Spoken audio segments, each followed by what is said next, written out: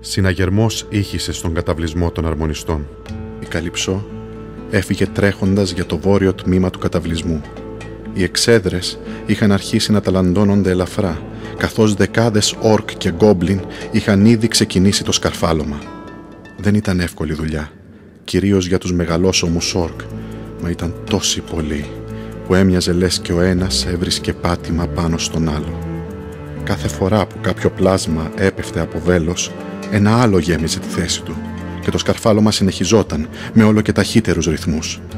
Σύντομα, οι τοξότες αναγκάστηκαν να υποχωρήσουν στο κέντρο της κάθε εξέδρας και πολεμιστές με διπλά σπαθιά πήραν τη θέση τους.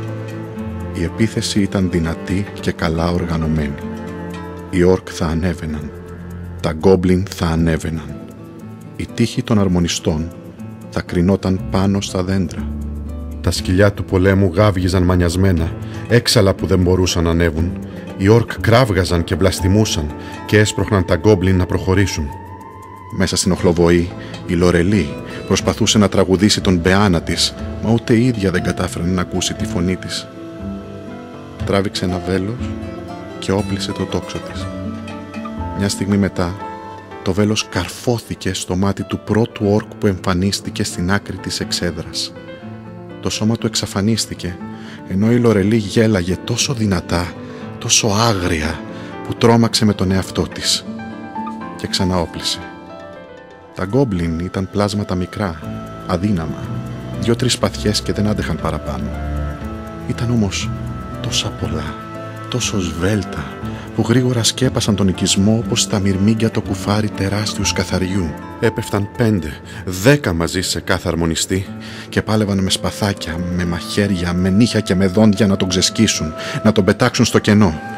Κι αν ο πολεμιστής θα αντιστεκόταν περισσότερο, ένα όρκ θα του έδινε τη χαριστική βολή, χτυπώντας αδιάφορα με το τεράστιο ρόπαλό του και αυτόν και όλα τα γκόμπλιν που ήταν κρεμασμένα πάνω του. Η Καλυψό κοίταξε γύρω της.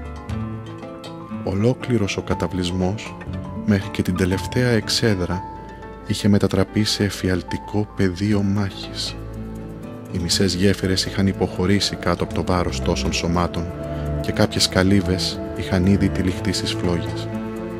Όσοι τοξότες είχαν ξεμείνει από βέλη και είχαν μπει για να ανεφοδιαστούν ή για να προστατευτούν, καίγονταν ζωντανοί ουρλιάζοντας.